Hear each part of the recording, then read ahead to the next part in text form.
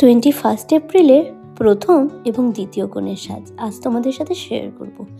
দেখতেই পাচ্ছ প্রথম ব্রাইড কতটা সুন্দরী, আর দ্বিতীয় ব্রাইডও আর এক সুন্দরী। দুই সুন্দরীকে সাজাতে বেরিয়ে পড়েছিলাম 21 এপ্রিলে। প্রথমে ছিল লোকেশন খন্নান। আমি পৌঁছে গিয়েছিলাম 2টোয়, আর ব্রাইডের 2:30-এর সময় বসার কথা ছিল। কিন্তু বাঙালি বিয়ে, একটু গন্ডগোল না হলে কি আর হয় বলো। তো ব্রাইড ফাইনালি এলো 3:10-এ। যেহেতু আমার তার পরের ব্রাইড ছিল চন্দননগরে, তাই কাজ দেরি না করে শুরু করে দিলাম। আর এখানে ব্রাইডকে শাড়ি পরিয়ে বসিয়ে দিয়েছি, আর জিজ্ঞাসা করে নিচ্ছে কেমন সাজতে চায়, আমার লুক চাইছে আমার থেকে। অ্যাকচুয়ালি আমি একটু হাস্যকর, বাট আমি এমন চাইছি যে লোকে দেখলে ভয় পেয়ে যাবে না। লাস্ট টাইম আমি একবারই মেকআপ করেছিলাম, আমার বাবা আমাকে চিনতে পারেনি, এমন অবস্থা হয়ে গেছিলো। একটু লাইট রেখো, আর আমার এগুলোতে লাভ লাইন্স মতো রয়েছে, তো যাতে মানে এমনি তো গরম হয়তো ফেটে ফেটে যাবে, ওইটা একটু যদি কোনোভাবে ম্যানেজ করতে পারো। ওকে, আর মানে আই মেকআপে কাজল লাইনার কি প্রেফার করো? বাকি তুমি যেমন করো, আমি তোমার যতগুলো দেখেছি মোটামুটি ওই একটা কী বলবো ট্র্যাডিশনাল ব্রাইডের যে আই মেকআপটা দাও, ওটা আমার খুব ভালো লাগে। ওকে, আর কলকা কেমন পছন্দ? কলকা ছোটো। ওকে, দিদির ইচ্ছা অনিচ্ছা দুটোই শুনে নিলাম।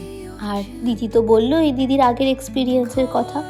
আর দিদি এতটাই সুন্দরী, মানে চোখ, মুখ, নাক, মানে প্রত্যেকটা জিনিস যেন একটা সুন্দর, মানে এনহ্যান্স করার মতো জায়গা। বিশেষ করে চোখ দুটো, এই চোখে এমন সুন্দর একটা মেকআপ না করলে কি হয় বলো তো।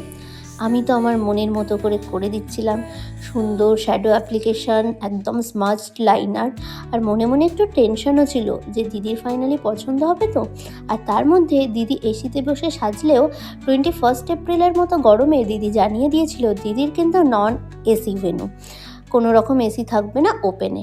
কুলারের ব্যবস্থা যদিও রয়েছে, কিন্তু আজকালকার দিনে কুলারকে ভরসা করা যায় না, কারণ ব্রাইড তো আর সবসময় কুলারের কাছে মুখ দেখিয়ে বসে থাকবে না।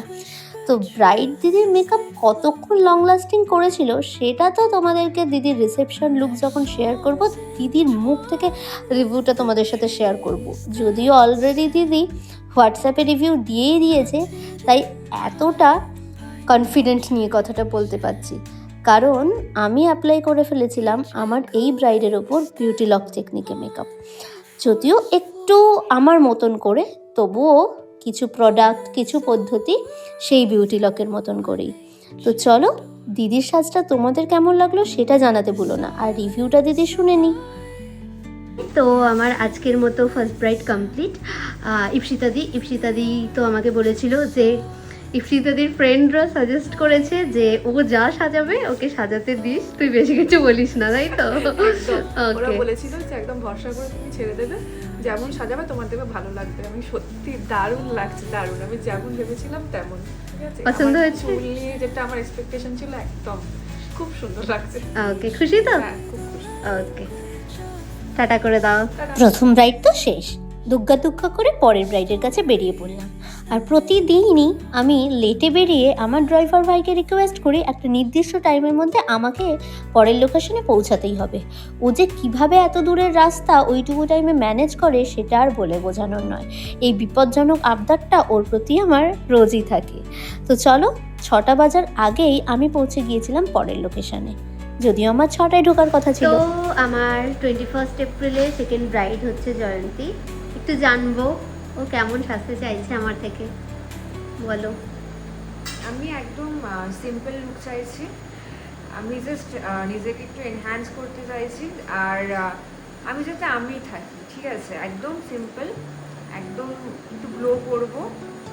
আর কাজল লাইনার আমার কাজল কিছু আমার লাগবে না, ঠিক আছে? একদম সিম্পল, যেইটুকু মানে যেটা আমাকে এনহ্যান্স করবো ওইটুকু আমি যাতে আমি থাকি। ওকে, আর লিপস্টিকের কালার নিউড পছন্দ না ডার্কের ওপর পছন্দ? আমার রেড লিপস্টিক পছন্দ। ওকে, রেড লিপস্টিক পছন্দ। আর ক্রিম্পিং করতে চাইছে না, হেয়ার একদম সিম্পল রাখবো। হ্যাঁ, একদম। ওকে, দেখা যাক কি হয়। শুনতেই পেলে আমার সেদিনের দ্বিতীয় ব্রাইড জয়ন্তী ভিডিওতে কি বললো, যে সে কেমন চায়। ভিডিওতে তো এইটুকু বলেই ছিল, কিন্তু ও তো আমাকে সামনে আরও বেশি বলেছিল যে সে কিচ্ছু করতে চায় না, দরকার হলে ফাউন্ডেশনটাও সে লাগাবে না, যত কম করা যায়। আমি ওকে বলেছিলাম যে আমি শুধুই ফাউন্ডেশন লাগাবো, খুব বেশি করে কালার কারেকশন খুব বেশি করে মানে ক্রিম, হাইলাইট, কনসিলার কিচ্ছু করব না। তুমি আমার ওপর একটু ভরসা রাখো, আর তুমি যেমন চাইছো লং লাস্টিংয়ের সাথে সাথে গ্লো, দুটোই আমি করে দেবো। তো ও বলেছিল ঠিক আছে। ওর যেহেতু এসি ভেন্যু ছিল তাই খুব একটা চাপ ছিল না, কিন্তু বিয়ের জায়গাতে ও বলেছিল যে কোনো রকম এসি থাকবে না, আর ওর কিন্তু গ্লো চাই। তোমরা এখানে দেখতেই পাচ্ছ ওর ফেসে কতটা গ্লো। আমি কিন্তু পুরোপুরি ম্যাট প্রোডাক্টের উপরই কাজ করেছিলাম, কিন্তু তোমরা অবশ্যই দেখে জানিও তো ম্যাট প্রোডাক্টের উপর কাজ করলেও গ্লোয়ের কি কোনো কমতি আছে? তো এই হয়ে গেছিলো আমাদের সেদিনের ব্রাইড, একদম রেডি। দেখতেই পাচ্ছ ও হেয়ারে কিচ্ছু করতে চায়নি, ও যেমন মিনিমাল চেয়েছিল আমিও চেয়েছিলাম ওকে অতটাই মিনিমাল করে দিতে, কারণ সত্যি ওকে এই মিনিমাল লুকটাতে সবচেয়ে বেশি সুন্দর লাগবে। তো দেখো, গল্প করতে করতে আমাদের দ্বিতীয় ব্রাইড একদম হয়ে গেল রেডি। আর সেদিন এই গরমে দুজনকেই সাজিয়ে আর পরের দিন এত ভালো স্টে করার রিভিউ পেয়ে আমি তো রীতিমতো খুব খুশি। তোমরা কারা কারা শিখতে চাইছো আমাদের ক্লাসে জয়েন করে না। আর চলো আমরা এবার ব্রাইডের রিভিউটা শুনি। আমাদের ব্রাইডের ভীষণ কম ডিমান্ড ছিল, তো একটু জানবো, কিন্তু এইটা হচ্ছে সব থেকে বেশি চাপের ডিমান্ড আমি যেটা মনে করি, যে একদম কম মেকআপ করা। তো একটু জানবো কেমন লাগলো আমাদের ব্রাইডের, একটু রিভিউ দিয়ে দাও।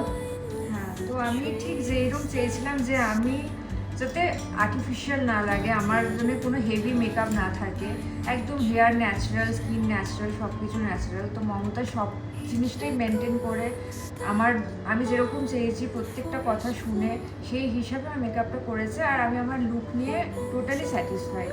আর ও খুব সুন্দর সাজিয়েছে, আর ও নিজেও খুব মিষ্টি মেয়ে। আর এত সুন্দরীকে যদি সুন্দর না লাগে তাহলে আর কি করব আমি। ওকে, খুশি তো তাহলে? হ্যাঁ হ্যাঁ, খুব খুশি। টাটা করে দাও।